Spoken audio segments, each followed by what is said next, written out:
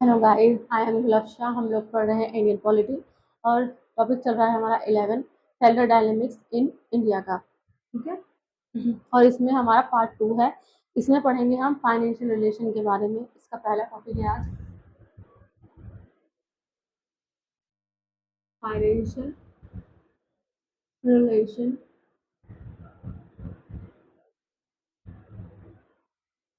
कौन से पार्ट में आता है? 12 में आता है। पार्ट 12 में आता है। और आर्टिकल कौन कौन से हैं इसमें? 264 से लेकर 293 तक है। 264 से लेकर 293 तक ये आर्टिकल इसमें आते हैं। पहला इसमें हम देखेंगे allocation of taxation power.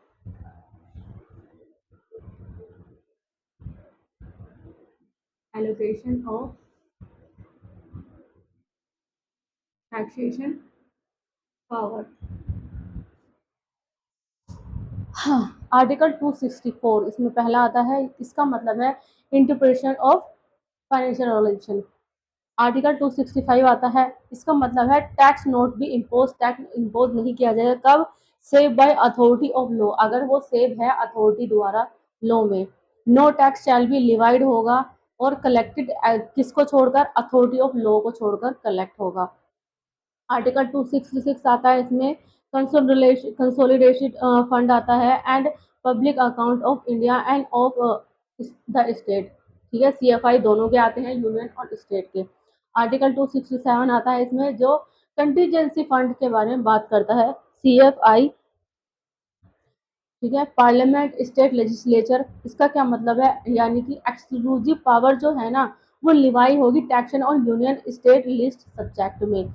रेसिडेंटरी power का मतलब है इसमें वेस्टेड है इन पार्लियामेंट। एग्जाम्पल है इसके गिफ्ट टैक्स, वेल्थ टैक्स, ये सब। No tax entries in concurrent list में कोई भी किसी भी टैक्स की एंट्री नहीं की जाएगी, छोड़कर सिर्फ GST under the 101st amendment 2016 में ये आया था। विच जो ग्रांट करता है कॉन्करेंट पावर को पार्लियामेंट एंड स्टेट लेजिस्लेचर की। डिस्टिंक्शन क्या है बिटवीन टैक्सिंग पावर है and appropriation of the proceed है, दोनों के बीच में है। Distribution of non tax revenue इसमें नेक्स्ट है।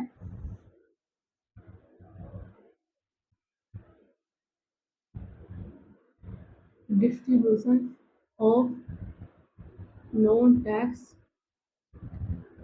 रेवेन्यू। इसका मतलब है major source for the centre. जो मेजर सोर्स होगी ना सेंटर की, वो कुछ इस प्रकार है। पहली है पोस्ट एंड टेलीग्राफ, ये पहली पावर है। सेकंड है railway. Third banking and fourth है ब्रॉडकास्टिंग।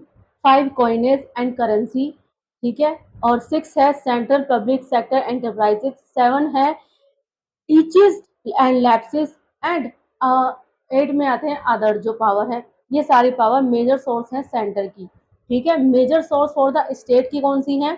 इरिगेशन पहली, सेकंड फॉरेस्ट, थर्ड फिशरीज आती हैं इसमें, fourth state public sector enterprises आते हैं, फिफ्थ में achieved and lapses and sixth में अदर्स आती हैं।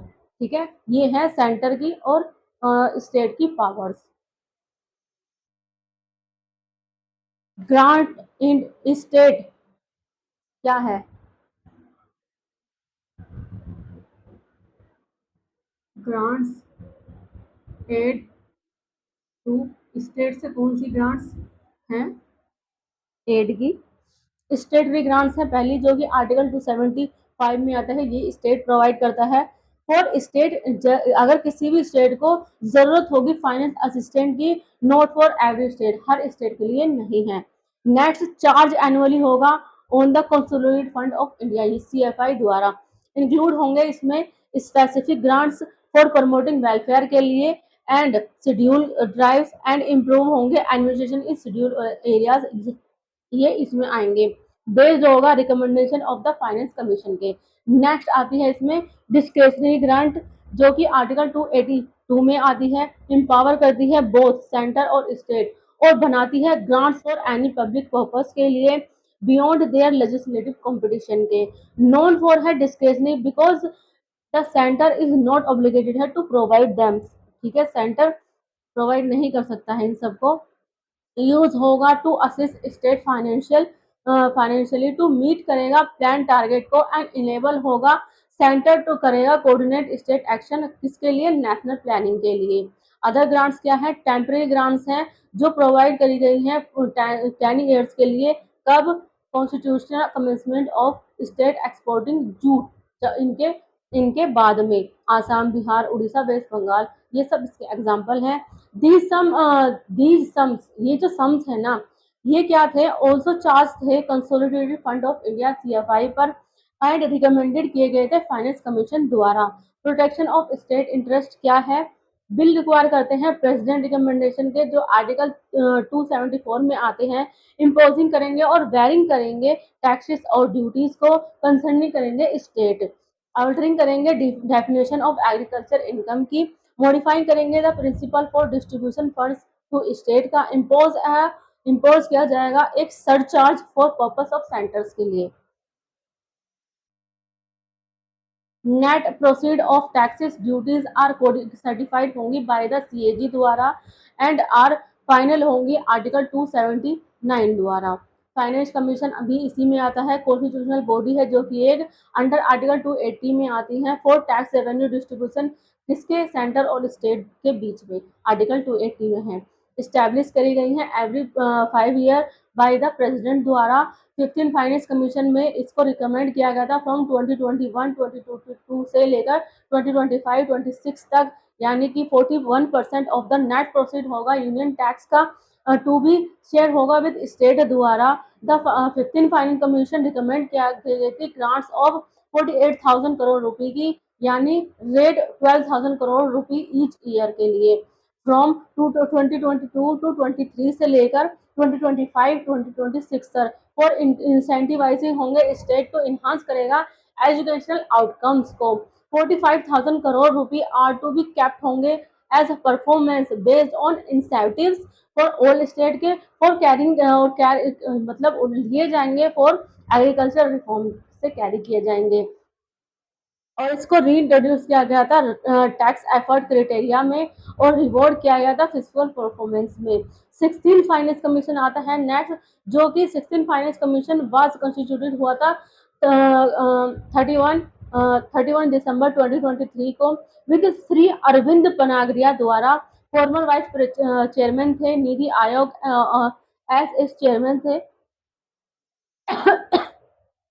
Sorry guys.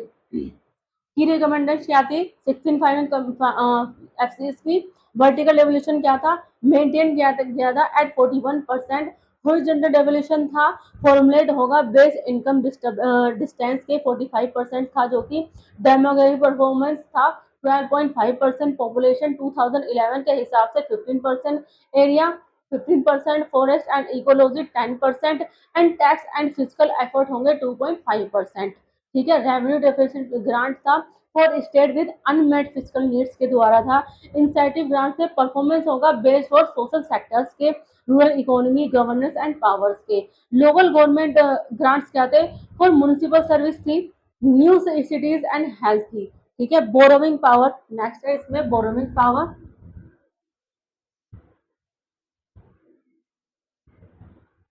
Borrowing power centre की आती है आर्टिकल 292 में। सेंटर बोरो कर सकता है विद इन और आउटसाइड इंडिया में और अदर इंडिया के बाहर से भी upon security of the consolidated fund of India के बिहाफ पर with in limits set by parliament. जो लिमिट है वो सेट करेगा पार्लियामेंट। कैन प्रोवाइड किए जाएंगे लोन्स और गारंटीज करेगा स्टेट। ठीक है। स्टेट का आता है आर्टिकल 293 में। तो ये बोरो नहीं कर सकते हैं विदाउट सेंटर कंसेंट के, इफ अगर ये ओवे करेंगे आउटस्टैंडिंग लोन्स को टू द सेंटर से। ठीक है। बोरो कर सकते हैं विद इन इंडिया के अंदर, नॉट आउटसाइड, आउटसाइड से नहीं ले सकते हैं। अपॉन होंगे security of consolidated fund of India of the state के, सब्जेक्ट करेंगे पार्लियामेंट लिमिट्स, सब्जेक्ट करेंगे पार्लियामेंट्री लिमिट्स को। नेक्स्ट आता है exemption from taxation.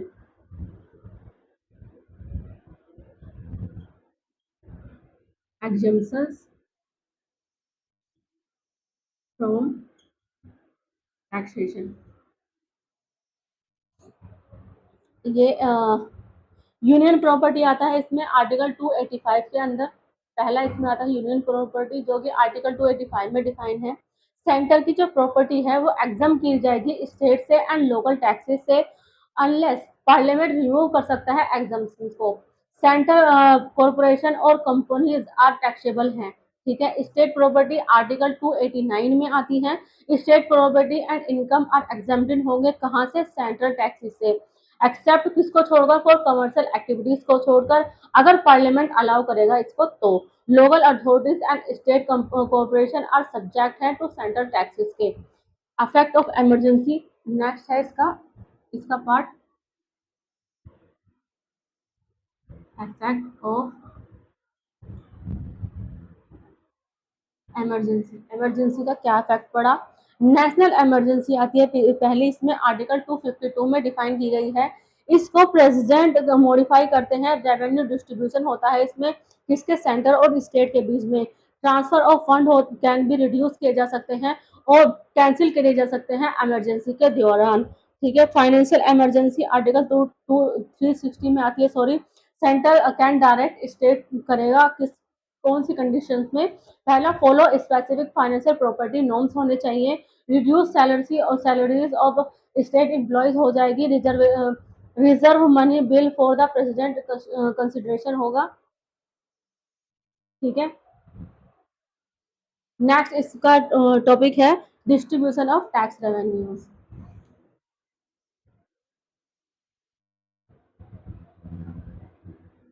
Distribution of tax revenue. Article Levi किसके होगा? कलेक्शन कौन करेगा? एप्रोप्रिएट। और कौन से टैक्स आते हैं? आर्टिकल 268 में सेंटर लिवाई करेगा, कलेक्ट करेगा स्टेट, एप्रोप्रिएट होगा स्टेट के। और stamp duties on share, cheque, promissory note, insurance, ये सब इसमें आएंगे। आर्टिकल 269 में सेंटर लिवाई करेगा, स्टेट कलेक्ट करेगा और स्टेट ही एप्रोप्रिएशन करेगा। Tax on interest, trade and commerce revenue do not form कर सकते हैं part of consolidated fund of India के, ये इसमें आएंगे। आर्टिकल 270 में सेंटर लिवाई करेगा, कलेक्ट करेगा सेंटर और अप्रोप्रिएशन करेगा, शेयर होगा दोनों के बीच में, सेंटर और स्टेट के बीच में। All taxes aid home and duties in the union list except duties and taxes referred to the in article 268, 269 and 269A। Surcharge होगा on taxes and duties refer करेंगे टू इन आर्टिकल 271 में, ये सब इसमें आती हैं। आर्टिकल 271 में centre levy करेगा, सेंटर ही कलेक्ट करेगा और सेंटर ही अप्रोप्रिएट करेगा। इसमें आएगा surcharge on tax under article 269 और 270 के। गुड्स एंड सर्विसेज जीएसटी आएगा, इज एग्जम्प्टेड होगा फ्रॉम इस सरचार्ज से, और ये surcharge can not be impose होगा ऑन द जीएसटी पर, इम्पोज नहीं होगा, हो सकता है। अदर्स में क्या आता है? Levy and collection of GST in course of inter state होगा, ट्रेड और कॉमर्स आर्टिकल 269A में आते हैं। टैक्सेस लिवाइड होंगे एंड कलेक्टेड होंगे एंड रिटेन किए जाएंगे स्टेट द्वारा, और ये टैक्सेस बिलोंग होंगे to the state exclusive. Example इसमें आते हैं land revenue, tax on minerals rights etcetera, ये सब आते हैं। नोट में क्या आता है?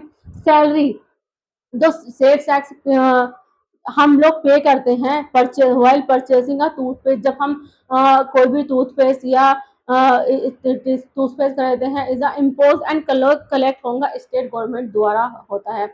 Committees on centre state relation, अब देखते हैं।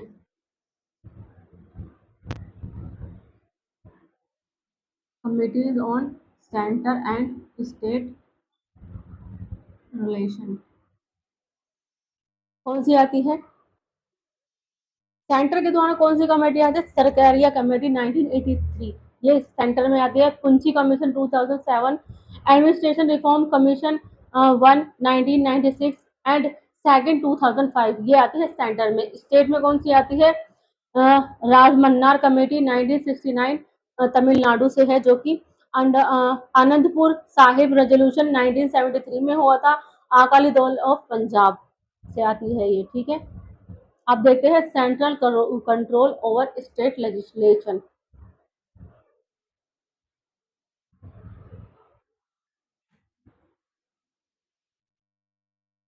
सेंटर कंट्रोल ओवर लेजिस्लेशन में आते हैं। फर्स्ट एआरसी कमीशन 1966 सजेस्ट करता है appointing governors with extensive experience के इन पब्लिक लाइफ में and administration who are non partisan होंगे।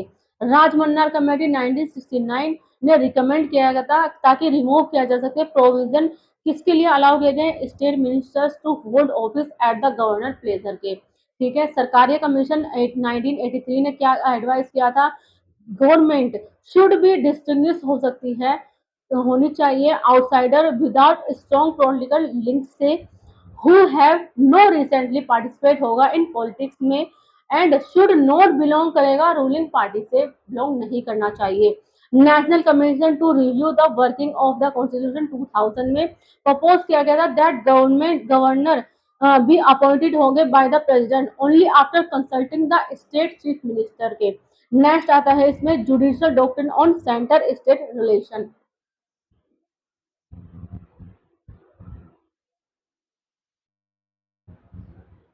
Judicial doctrine on centre and state relation.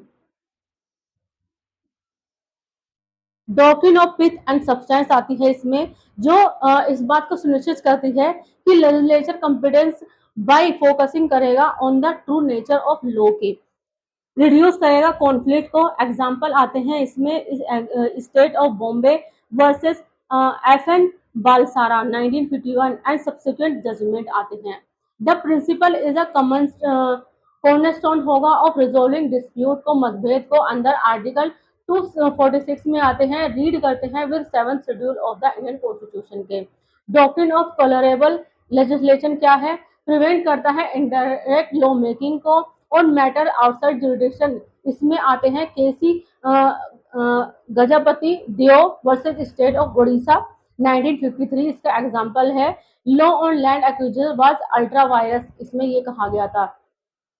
Doctrine of territorial nexus आता है इसमें, it is the principal that जो कि अलाउ करता है स्टेट लेजिस्लेचर को ताकि वो लॉ बना सके that has extra territorial operation के लिए अप्लाई करता है पर्सन्स प्रॉपर्टी और एक्ट आउटसाइड द स्टेट पर ओनली अगर there is a real and sufficient link, अगर रियल होगा और सफिशिएंट लिंक होगा यानी नेक्सस होगा जिसके subject matter of the law and state itself दोनों के बीच में। एग्जाम्पल आता है इसमें taxing income generated partly with in the state even अगर द ट्रांजिशन फिनिश होगा इसके एल्सवियर। ठीक है, तो आज की क्लास हमारी यहीं तक। नेक्स्ट मैं आपको अगले टॉपिक में पढ़ाऊंगी, फिफ्थ से लेकर 12th तक। अगर आपको किसी भी सब्जेक्ट में कोई भी ट्यूशन पढ़ना हो, हमारी अकेडमी ऑल सब्जेक्ट ट्यूशन पढ़ाती है। हम SSC CGL UPSC UPSC वगैरह की तैयारी भी कराते हैं, उर्दू लिखना पढ़ना भी सिखाते हैं। अगर आपको इनमें से किसी में भी कोई भी ट्यूशन पढ़ना हो, आप एनी टाइम हमें कॉल कर सकते हैं। नीचे कैप्शन में हमारा नंबर दिया गया है। ज़्यादा लाइक करें, सब्सक्राइब करें, कमेंट करें। Thank you so much.